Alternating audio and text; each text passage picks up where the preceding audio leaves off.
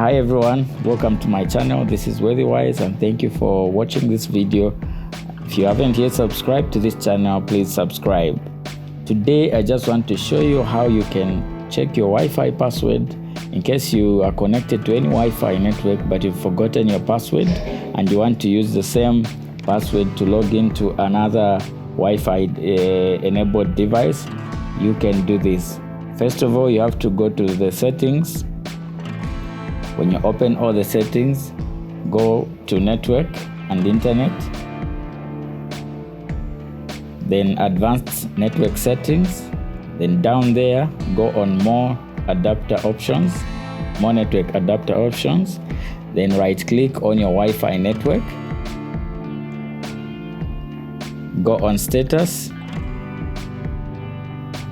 and then network or wireless properties.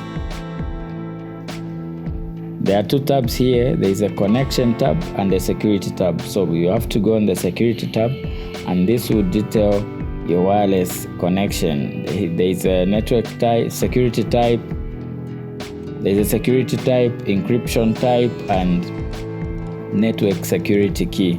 So you can click on show characters and it will show your password right there.